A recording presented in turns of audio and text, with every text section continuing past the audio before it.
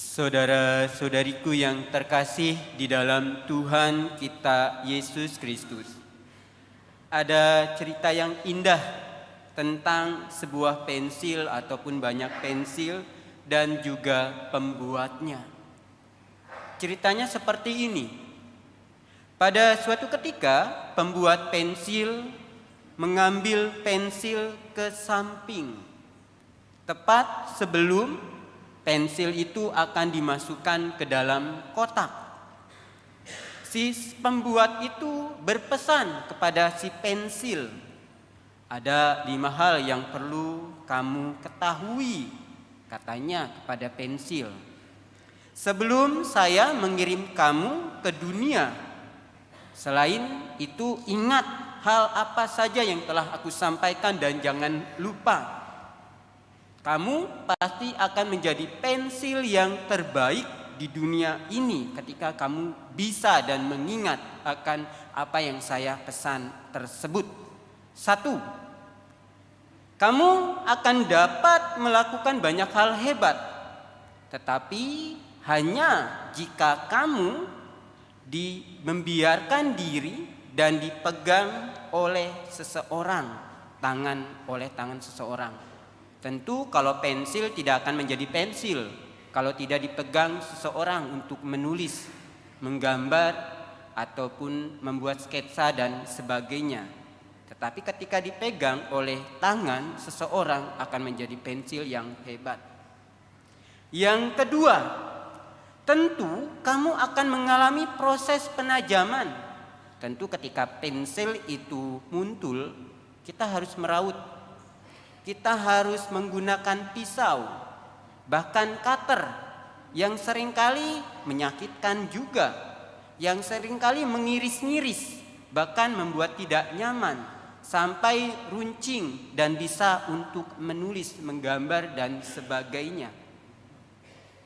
Tentu perlu waktu dan membutuhkan proses yang sangat menyakitkan. Ketiga, kamu bisa memperbaiki akan apa yang kamu lakukan, terlebih kesalahan ketika menulis dan sebagainya. Iya, ada si penghapus, atau kita mencoret, atau kita juga bisa mungkin sebagainya, menambahkan ini dan itu. Tentu bisa memperbaiki kesalahan pensil itu. Yang keempat, yang terpenting adalah bahwa di dalam pensil itu ada bagian intinya. Ketika intinya patah, tentu akan dibuang. Ketika intinya tidak tajam, tentu harus diraut, dipertajam. Ketika intinya itu habis, ya sudah, tidak ada berarti. Maka penting di dalam dirinya pensil itu, tengah-tengahnya. Dan yang terakhir adalah pada setiap permukaan di mana kamu digunakan, baik kertas, lantai, ataupun ubin dan sebagainya, kamu harus meninggalkan jejak. Entah apapun kondisinya, entah apapun situasinya, tentu itu yang harus terus menulis.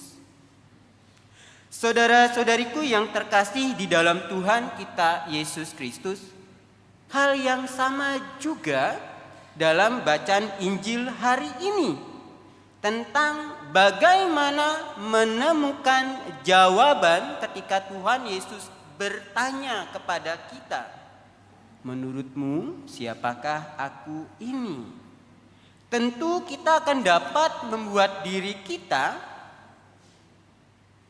berguna bagi orang-orang terlebih sejaman kita saat ini. Mohon maaf ada gangguan. Ya, silakan. Tentu akan menjadi orang yang hebat juga ketika kita menjalani proses pensil ini.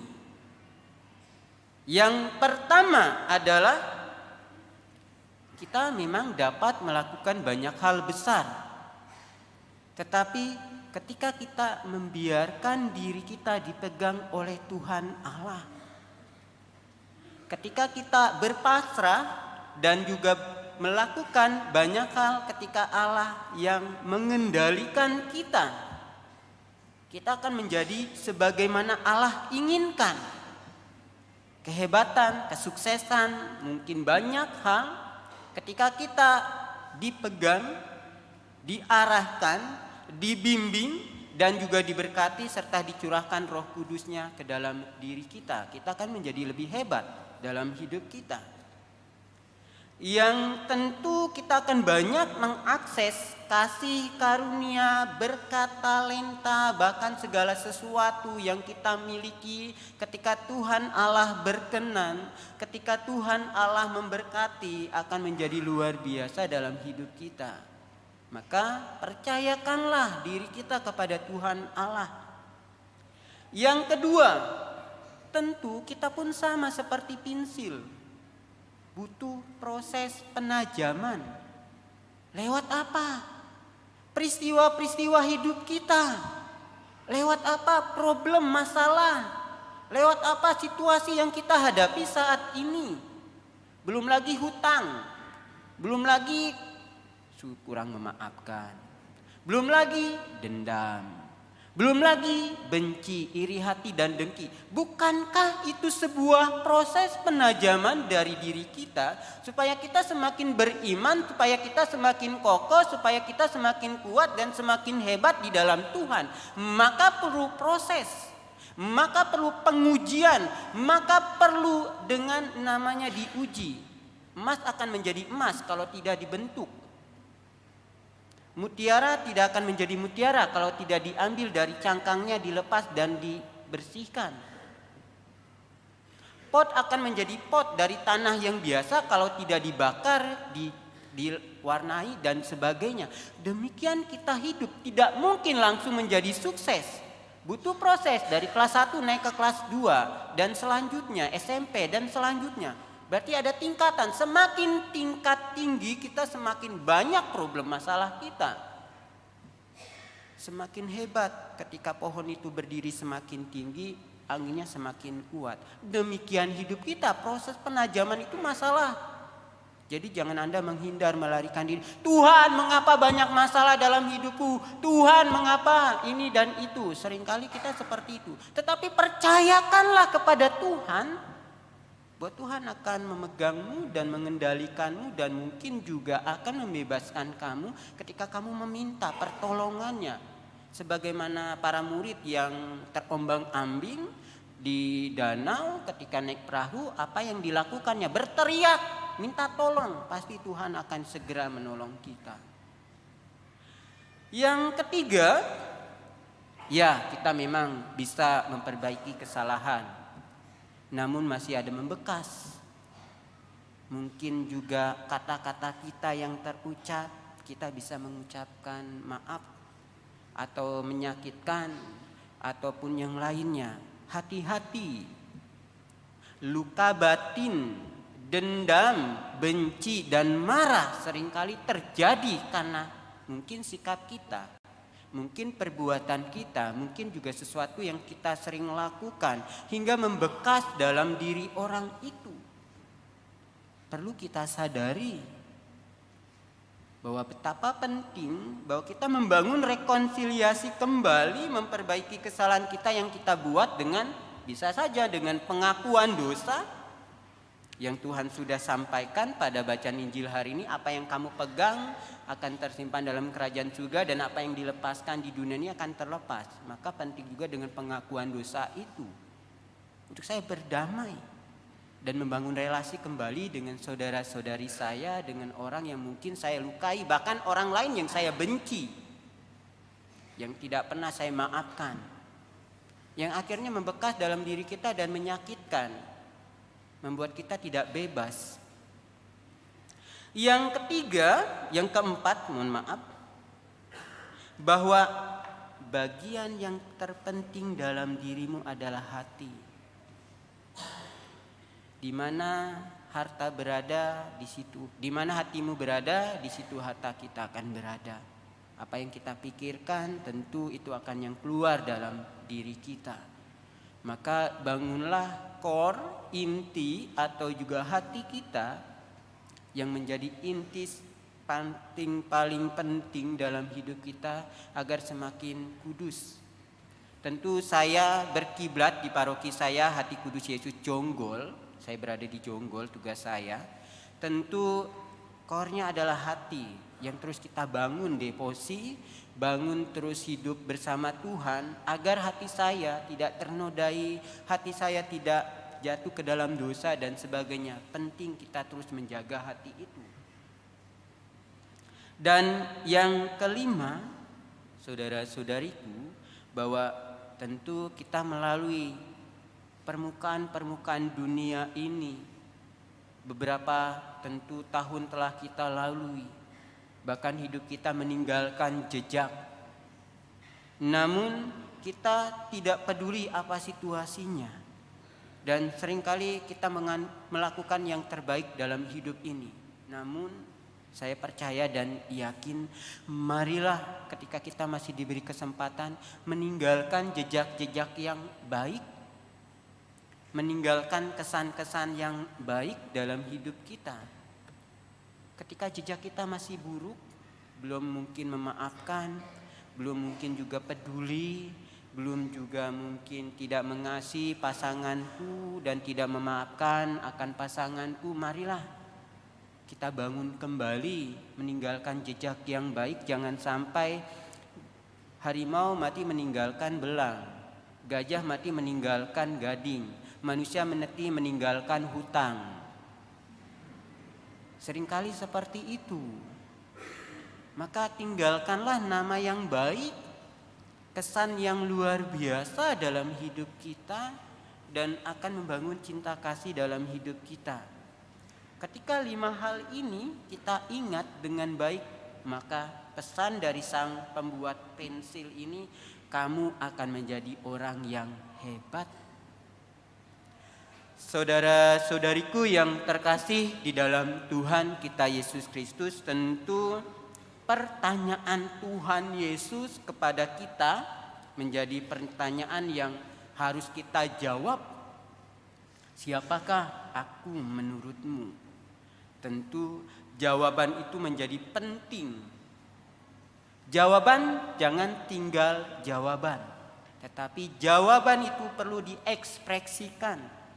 Tindakan nyata dan perbuatan real. Sehingga saya percaya bahwa Tuhan Yesus itulah Allah sang penyelamat, juru selamat saya, Allah yang marahim dan sebagainya. Ketika itu Allah yang marahim, lakukanlah kerahiman kepada sesama kita yang mungkin belum kita maafkan. Pengampunan itu. Ketika Allah penuh cinta kasih, ya kita berusaha untuk mencintai, mengasihi sesama kita. Itulah sebuah proses perjuangan hari demi hari, waktu demi waktu, bulan dan seterusnya. Artinya hidup kita adalah sebuah kesempatan dalam hidup ini. Agar apa yang Tuhan ingin sampaikan bahwa segala sesuatu berasal dari Allah. Ada karena Allah dan menuju kepada Allah. Bagi Dia kemuliaan selama-lamanya. Itu bacaan yang kedua. Agar kita selalu mengingat dan merefleksikan bahwa Tuhan luar biasa. Sebagai seri yang terakhir, sebuah cerita bagaimana Allah berkarya dalam hidup manusia. Pada suatu ketika di tahun 1975, tepatnya di 7 Oktober, ada seorang perempuan pemudi bernama Anik Torofil yang berumur 20 tahun, hidup dalam lumpuh sejak lahir. Ia mengikuti 40.000 peziarah pada tahun itu, mandi di dalam kolam, tentu di Lourdes itu sendiri, mandi dan mencuci di mana Tuhan, terlebih Bunda Maria menampakkan diri kepada Bernadette, Santa Bernadette. Kemudian setelah si pemudi ini, Anik, kelelahan, capek karena habis selesai mandi, dia kembali ke hotelnya dan beristirahat. Pukul 3 pagi dia bangun keesokan harinya dan dari kamarnya. Namun apa membuat dia tergerak, terdorong untuk berdiri tanpa bantuan alat pun.